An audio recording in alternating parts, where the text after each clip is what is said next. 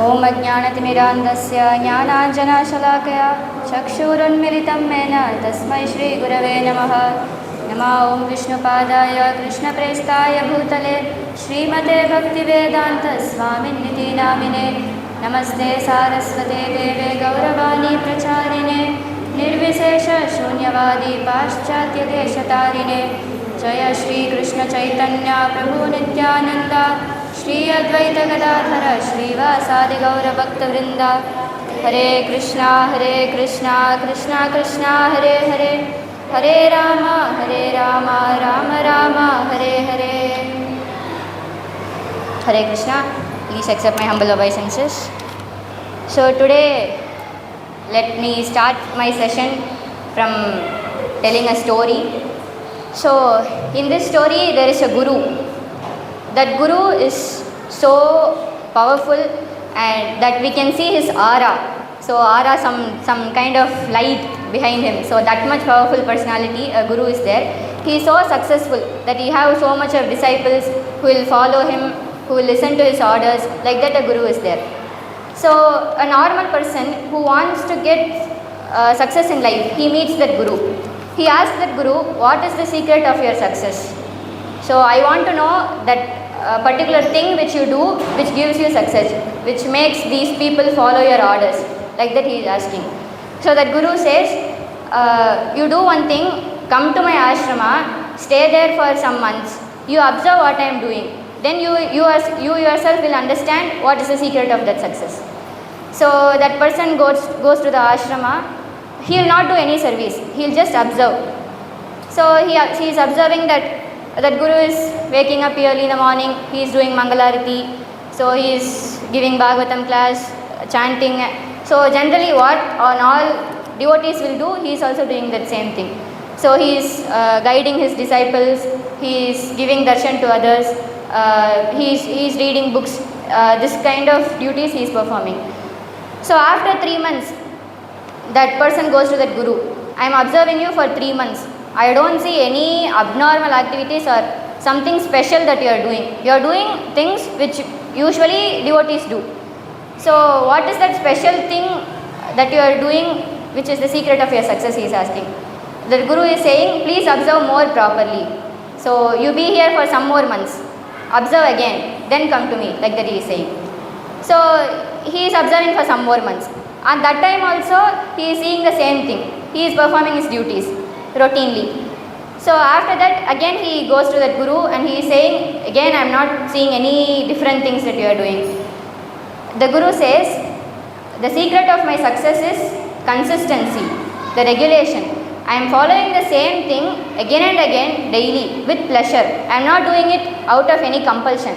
I am doing it with pleasure and I am doing it routinely, daily, consistently with regulation. So from this, our today's topic is regulation for rise.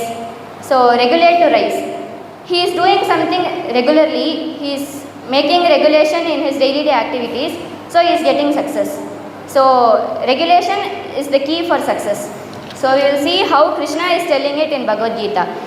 In chapter 6, text number 17, Krishna is explaining, Yuktahara viharasya yukta chestasya karmasu yukta swapnava bodhasya yogo bhavati dukkha. Translation and purport given by Srila Prabhupada ki jai.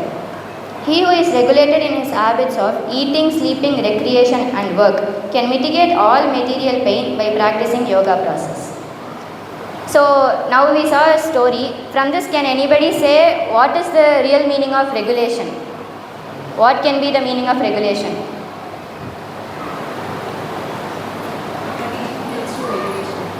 Mataji? Yes, Mataji. So repeating the same thing may called as regulation. So with this answer, are we regulated?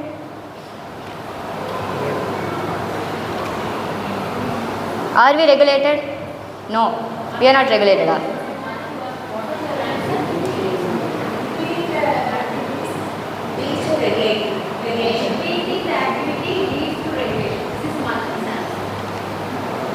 So if we repeat a thing again and again, it will lead us through regulation. So if this is the answer, are we repeating or regulating? Are we in the stage of repeating or are we in the stage of regulating? So we are in the stage of repeating. So we are doing some activities again and again. So we are chanting daily, we are doing many activities daily, we are hearing to lectures, we are studying books. So the difference between repeating and regulating is, in the process of regulation we will know the higher purpose. We will know why we are doing that repeated things, why we are doing Mangalarati, why we are doing chanting, why we are doing it, the certain things again and again. So with that knowledge, if we repeat, that is called regulation. So that regulation should be with realization. If we don't know why we are doing certain things, we may follow it for some days, some weeks, some months, even for some years. But when we get that question why, and if we don't know the answer properly, that time fall down happens. That time okay, why we have done this for these many years? There was no purpose, so let us leave it. Like this only many fall downs happens. So it is very important to understand what is that higher purpose. Why are we regulating ourselves? Why are we repeating certain things? It is so important to understand it. So as we are having the all circumstances to do repeated activities, to understand that higher purpose. So for example, let's say if we have certain amount of money, some crores of money. If we know the value, we will use it for maybe some our own pleasures. We will buy things, we will buy assets, which is helpful for us. But if we don't know that value, that papers that will look like just papers, we will throw it in the bin. Like that, even if we are having the proper circumstances, so we are having books which are manual for regulation, which are manual to know the higher purpose. We are having devotees who can guide us to transform from repeating to regulating. So, but we are not using it properly. So, we are not using it properly. So, we are not getting that pleasure which the Guru got. That Guru is doing it not out of compulsion. He is doing it out of his natural tendency to do it.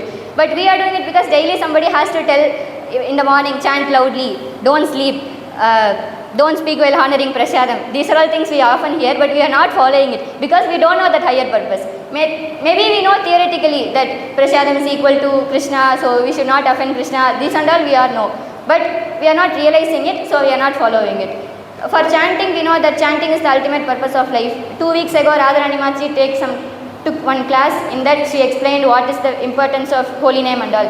We all know that thing, but why we are not following it? Because we are not realizing it. We are not in that stage where we realized or understood that higher purpose. So we can take the examples of 6 Goswamis. Do somebody know what are the names of 6 Goswamis?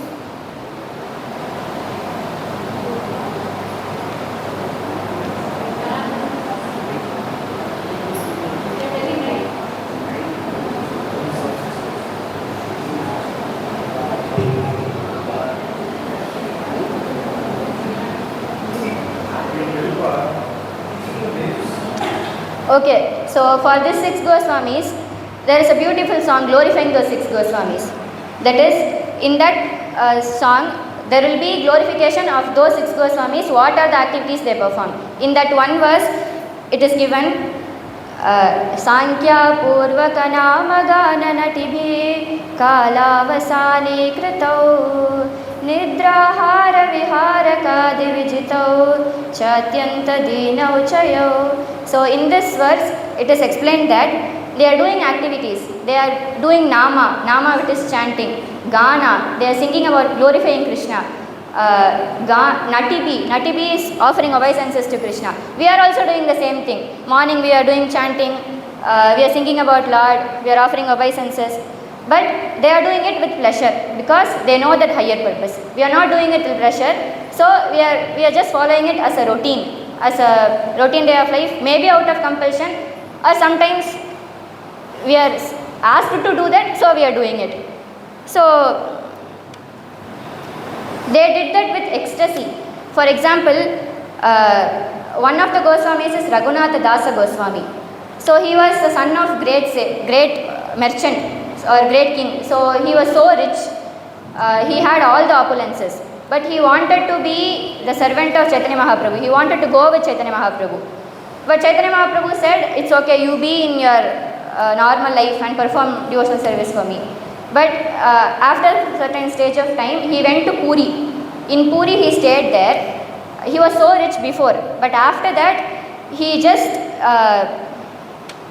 ate some prasadam which was washed out. So they will wash vessels.